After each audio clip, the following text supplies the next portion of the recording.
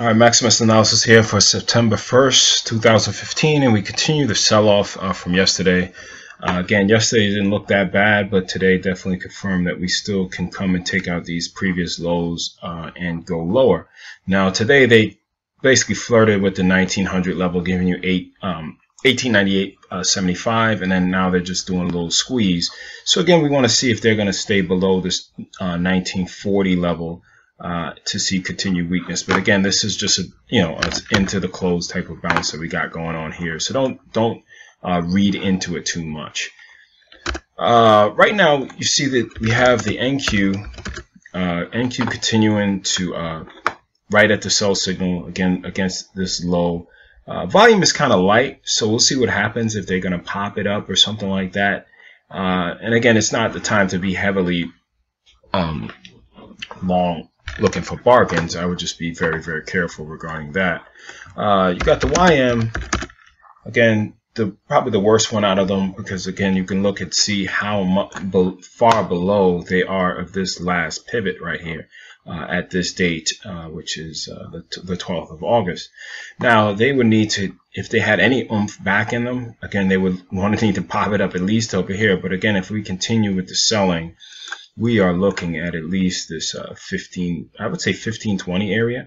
Again, it might not happen all overnight, but we could definitely see those levels approaching. And again, the gap down on the IWM continued to show further weakness, with the volume, as you can see on the retrace, was very, very low. So this was a pretty standard trade based on how much lower it was from the last pivot.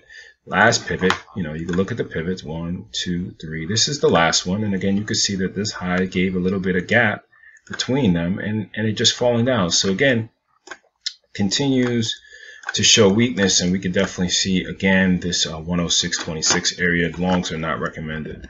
Apple gave a sell signal today. We want to see how much follow through it has to. Remember, this can really drag the Dow down. So we can see that has happened. They had Netflix, again, fell off. But again, it's not, I shorted this yesterday. But again, I took the majority of my position off. I'm only down to runners right now because of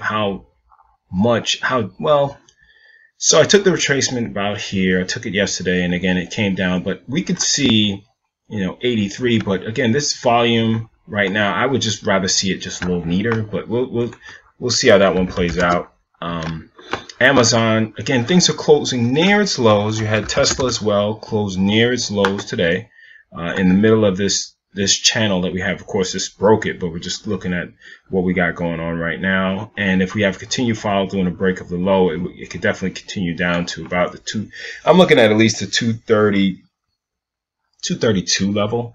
And we'll see how this one plays out again. So crude, very confusing for those that are not trading intraday. So again, you can see how, let me kind of clean this chart up a little bit. So you can see how this stuff is really moving.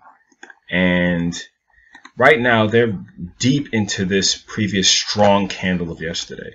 So if we break it down, I would, if I got a sell signal yesterday, I would try to use something like an intraday to get into the position.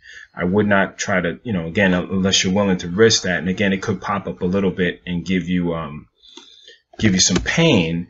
But I would look on a smaller time frame to get my entry, and I could put my stop here. But if it breaks the low, then it would continue down. Again, that's the higher time frame analysis that you want to look at.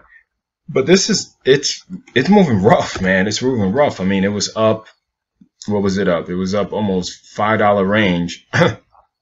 And now today is like a $4 range. So again, that's great for intraday trading. But again, if you're looking at the swings, I would say that we still have a bearish tone under 51 if you're looking at the swing. Again, a bearish tone does not mean that you trade the break out of this as a trade and put your stop below there. That's not what I'm saying here. I'm saying that if you're looking at overall how the trend is on overall for crude, it's still in a bearish nature. So again, just be careful regarding doing that. And you got TLT, the bonds, still holding this pivot. You got did Netflix, Amazon. Priceline actually broke down pretty well. And again, it's closing near its lows. So we'll see if they continue. And again, if they break this low tomorrow, of 1207. Again, 1200 is very easily to be breached, and then it could come back and maybe test this 1132 level as well.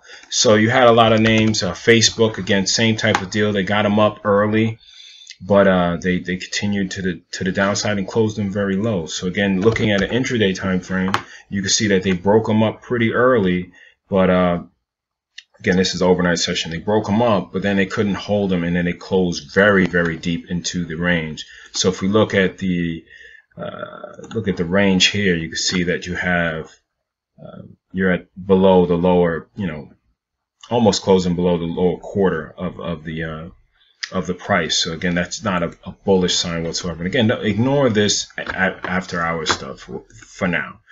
Again, you really want to see what happens with that tomorrow morning, and again, we'll see how they play this one out. But again, just don't go into longs blindly. Make sure that you're on the side of the trend, because I'll tell you something.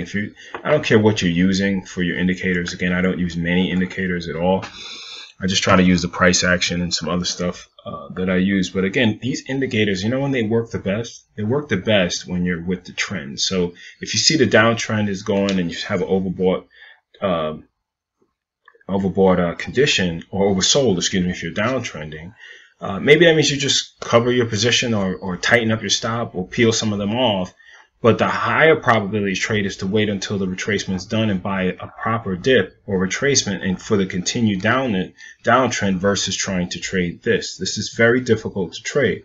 Now, some people trade it well, but again, you might be using a smaller time frame to trade this well. But if we're talking about the daily, and time frame is key, if you have somebody that's trading a 2-minute, somebody's trading a daily chart, I think you still, and I think this is something that a lot of people miss, especially with day trading, is to still have in mind that, if somebody says, oh, I just trade the 5-minute, I'm usually like, well, then I don't need to know what the daily is. And I'm like, well, then you're missing a very, very big part of your analysis.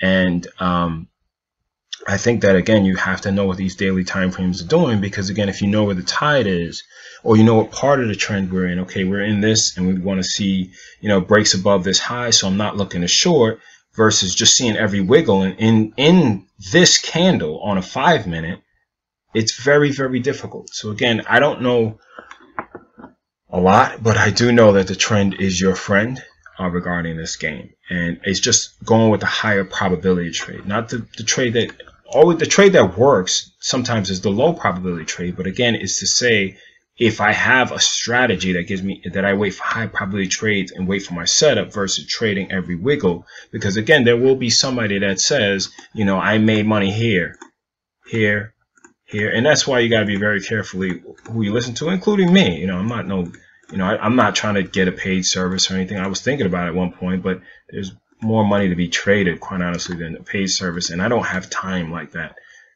There's a lot of hand holding, and people have very unrealistic expectations. But if you're telling me you're trying to trade all of this, again, I would say then you're going to have to roll your entry time frame to a lower thing, because this is going to be very difficult for you to trade on a daily time frame. So again, it's the high probability trade to say, okay, now that we have a break, all right, I'm waiting for a retracement. I see some low volume on this. Let me take this next candle and it'll flush down. And then I won't, if I see one green or clear bar from mine, I won't just try to take a long. I'll wait until, they get above, let's say, this 1960 area or 1980 area that I showed yesterday as far as a midpoint of this swing. And then I'll look for longs at that point, but not when it breaks above it, but maybe when it gives me a proper retracement on lower volume to continue to the upside. Again, it's my 2 cents, and hopefully you guys made some money on the short side. And if you're in cash is beating the S&P for this year. So there's nothing wrong or shameful in saying I don't want to be a part of this if you feel uncomfortable. You might have the luxury of being able to sit in front of the screens all day, so don't beat yourself up too much regarding missing stuff. There will be always a trade to be set up as long as you have a strategy. Most people chase when they don't have a strategy. Take care.